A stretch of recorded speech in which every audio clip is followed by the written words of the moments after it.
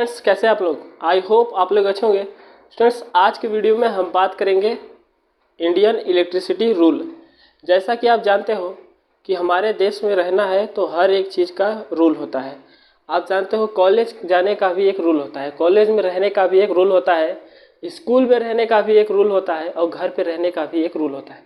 उसी प्रकार इलेक्ट्रिसिटी का भी एक रूल होता है और वो क्या है, वो है आपको पढ़ाया जाएगा इसी सब्जेक्ट में। आपका जो सीरीज चालू हुआ है वो सीरीज यह है कि IMRE का हमने यहाँ पे जो है आपको शुरू किया है। वो क्या है? Installation maintenance and repairing of the electrical equipment. तो इस सब्जेक्ट में ये जो इंडियन इलेक्ट्रिसिटी रूल है ये आपको आना चाहिए। मतलब एक बार आप इसको देखें तो आपके लिए बेटर रहेगा। अगर आप इलेक्ट्रिकल इंजीनियर हैं तो आपके लिए बहुत ही ज़रूरी है कि आप इन सभी रूल को जानें, क्योंकि ये रूल जानने से आप समझोगे, क्योंकि यही रूल के बेस पे आप जहाँ भी काम करोगे, कुछ भी आप कोई भी मोटर, कोई भी ट्रांसफार्मर इंस्टॉल कर रहे हो, कुछ भी कर रहे हो, तो ये सब जो है इसके बेस पे सारी चीज़ें होती है, इसके नियम के अकॉर्डिंग सारी चीज़ें होती है। तो इसी प्रकार से समझ लीजिए कि अगर भारत देश में रहना है तो आपको रूल के अकॉर्डिंग चलना होगा और हर एक चीज़ का रूल है। तो इलेक्ट्रिसिटी बोर्ड ने इलेक्ट्रिसिटी का भी एक अपना रूल है, वो है इंडियन इलेक्ट्रिसिटी रूल, जो कि इसमें आप समझ लीजिए कि 146 रूल है।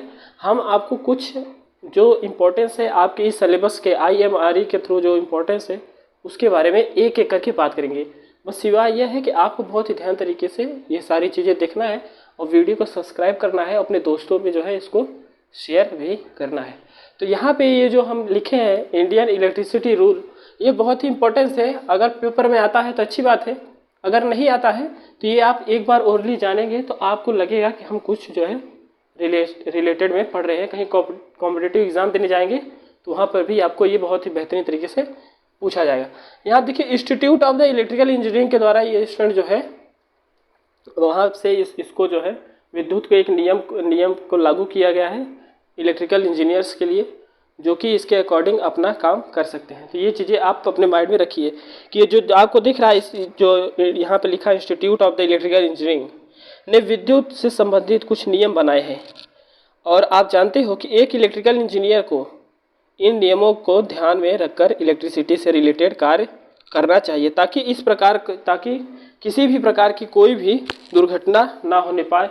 ओनली समझ लीजिए कि सेफ एंड सिक्योर वाली बात है कि आप इस तरीके से काम करिए कि सामने वाले को या आपको या जिस मशीन पर काम कर रहे हैं उसको कोई भी वहाँ पे दुर्घटना घटित ना होनी चाहिए। तो ये चीज़ें आप ध्यान दीजिए। चलिए अब इसके आगे हम स्टार्ट करते हैं कि हमारा ये रूल है क्या। सबसे पहले समझते हैं इंडियन इलेक्ट्रिसिटी रूल है क्या। तो इसकी इंट्रोडक्टरी वीडियो देखते हैं, उसके बाद एक एक करके सारे रूल को देखेंगे।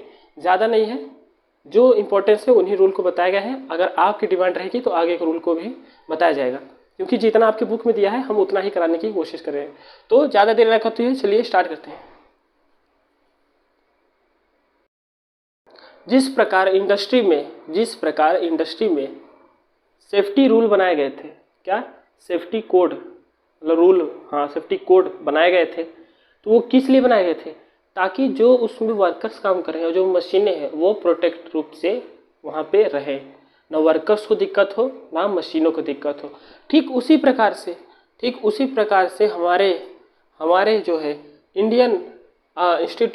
हमारे जो institute of the electrical engineering ने इलेक्ट्रिकल से रिलेटेड कुछ नियम बनाए हैं, जैसा कि आपको बोर्ड पे दिख रहा है। एक इलेक्ट्रिकल इंजीनियर को इन नियमों को ध्यान में रखकर इलेक्ट्रिसिटी से रिलेटेड कार्य करना चाहिए ताकि किसी भी प्रकार की दुर्घटना ना हो। तो ये चीज़ें हमने इससे पहले भी आपको बताई। तो ये इसलिए बताया कि आप समझ सकते हो कि डायरेक्ट रूल पढ़ाने से अच्छा, मतलब पढ़ाने से पहले आपको बहुत ज़रूरी है जानना कि what is the IE rule. IE rule मतलब समझ रहे हैं स्टूडेंट्स क्या है? Indian electricity rule. ये चीज़ें आपने कॉपी में लिख सकते हैं। अब हम देखते हैं वन बाय वन करके कि सारे रूल्स है क्या। तो बिल्कुल आप हताश ना हो, निराश ना होइए, जैसे तरीके से हम आपको बता रहे हैं बिल्कुल ध्यान दीजिए। सारे सब्जेक्ट को कंप्लीट कराया जाएगा। ये IMRE आपको एकदम रट जाएगा, आप बिल्कुल एकदम परेशान ना होइए। एक बार वन बाय वन करके सारी चीज़ें देखते रहिए और इंतज़ार करिए इसको ख़त्म करने के लिए। तो ज़्यादा देर ना करते हुए शुरू करते हैं इंडियन इलेक्ट्रिसिटी रूल, जो कि रूल नंबर 28 है। रूल नंबर 28 जो है स्टूडेंट्स वो आपके this is the related to the voltage. ये किससे रिलेटेड है? वोल्टेज से रिलेटेड है। जैसा कि आपको यहाँ पे बोर्ड पे दिख रहा है, हम आपको इसलिए लिख के प्रोवाइड करा रहे हैं क्योंकि आप थोड़ा सा भी लापरवाही ना करें, क्योंकि आप जो है फाइनल ईयर के स्टूडेंट्स हैं। तो यहाँ पे देखिए एक एक चीज़ करके इसको लिख के चले। यहाँ पे आपको जो दिख रहा है रूल नंबर 28, आप यहाँ देख रहे हो सबसे पहले लिखा है it is the related to the voltage. अब वोल्टेज से रिलेटेड क्यों है? क्योंकि आप जानते हो कि हम किसको जो है क्या बोलेंगे, लो वोल्टेज बोलेंगे, किसको हाई वोल्टेज बोलेंगे, और किसको जो है क्या बोलेंगे कि मीडियम वोल्टेज, हाई वोल्टेज और एक्स्ट्रा हाई वोल्टेज। तो यहाँ जो आपको लो वोल्टेज दिख रहा है, यहाँ जो आपको लो वोल्टेज दिख रहा है, लो वोल्टेज किसे बोलेंगे स्टूडेंट? जो 250 वोल्ट से कम हो, 250 वोल्ट से कम हो, उसे हम लो वोल्टेज दिया गया है रूल नंबर 28 के थ्रू। और जो है सेकेंड पॉइंट क्या है? सेकेंड पॉइंट आप देख रहे हो यहाँ पे, सेकेंड नियम यह है, सेकेंड आपका पॉइंट वो क्या है? मीडियम वोल्टेज आप किसे बोलोगे? जो 250 से 650 वोल्ट तक के बिटवीन में हो, मतलब 250 से 650 वोल्ट तक हो, वो क्या होता है? आपका मीडियम वोल्टेज होता है। और जो आपका हाई वोल्टेज होता है वो 650 वोल्ट से 33 केवी तक आपका होता है, 650 से 33 केवी। और जो आपका एक्स्ट्रा हाई वोल्टेज है, क्या है? एक्स्ट्रा हाई वोल्टेज है वो आपका 33 केवी से ज़्यादा के लिए होता है। तो ये चीज़ें आप समझ के चलिए। जो आपका लो वोल्टेज और मीडियम वोल्टेज है, ये स्टूडेंट जो है प्लस माइनस 5% का जो है प्लस घटता बढ़ता रहता है। और ये जो आपका हाई वोल्टेज और एक्स्ट्रा हाई वोल्टेज है, ये प्लस माइनस 12% आपका डिफरेंस में होता है। ये चीज़ें आप थोड़ा अपने माइंड में रखिएगा साइड के लिए। ये आपको नियम समझ में आया होगा। ये नियम जो है बहुत ही इम्पोर्टेंस है। ये क्या लग गया? बहुत ही इम्पोर्टेंस है। वो क्या है? Rule number 28। रूल नंबर 28 है। तो क्या है रूल नंबर 28? तो आप इस चीज़ को नोट कर लीजिए। अब चलते हैं रूल नंबर 29 की तरफ। तो चलिए चलते हैं। जैसा कि आपको दिख रहा है रूल नंबर 29। रूल नंबर 29 आपको क्या बोलता है? तो चलिए देखते हैं रूल नंबर 29 क्या बोलता है। इस नियम के अनुसार लाइन या चालक व मशीन इस प्रकार से हो कि जिस कार्य के लिए वो बनाए गए हैं, मतलब वो मशीन या फिर लाइन जिस कार्य के लिए बनाए गए हैं उसे अच्छी तरीके से पूरा कर सके। और ये लाइन और चालक व मशीन ISI मानक के अनुसार होने चाहिए। जब ये ISI मानक के अनुसार होंगे तब जो है कोई भी दुर्घटना जो है क्या है, कोई भी तब जो है दुर्घटना की संभावना बहुत कम होती है।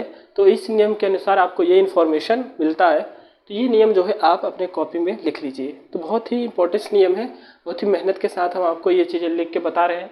तो प्रॉपर तरीके से पेन और कॉपी के साथ इसको आप नोट कर लीजिएगा। आपकी बुक में जो दिया है वो एकदम पता नहीं क्या फैला के दिया है, तो वो उसको पढ़ करके और एक कंजेस्ट फॉर्म में हम आपको यहाँ पे करवा रहे हैं। तो ये चीज़ें जो है आप लिख सकते हो। तो आप स्टूडेंट जो है अपनी लैंग्वेज में लिख लीजिए इसको, और हम इसके आगे के रूल पे चलते हैं।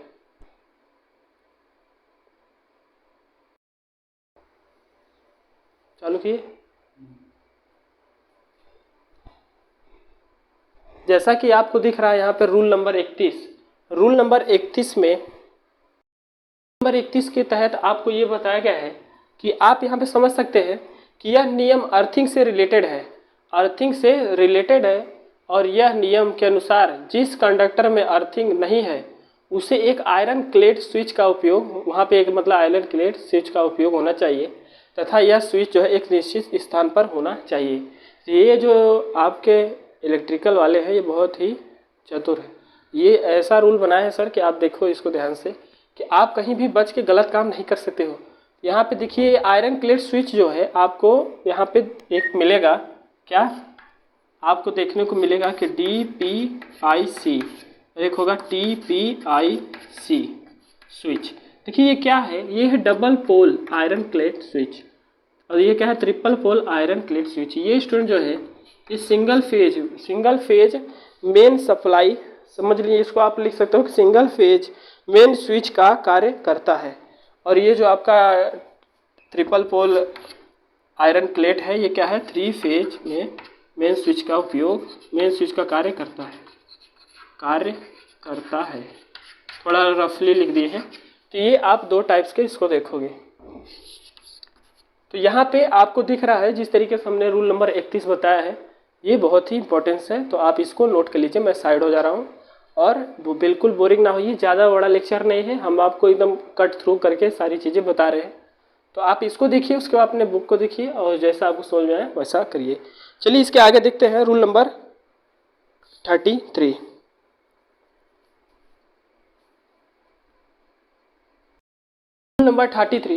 रूल नंबर 33 आपको ये बोलता है कि मीडियम एंड हाई वोल्टेज या फिर extra high voltage, medium high voltage या फिर extra high voltage, medium high voltage या फिर एक्स्ट्रा हाई वोल्टेज के लिए अर्थिंग जो है आवश्यक है, अर्थिंग किया जाना चाहिए।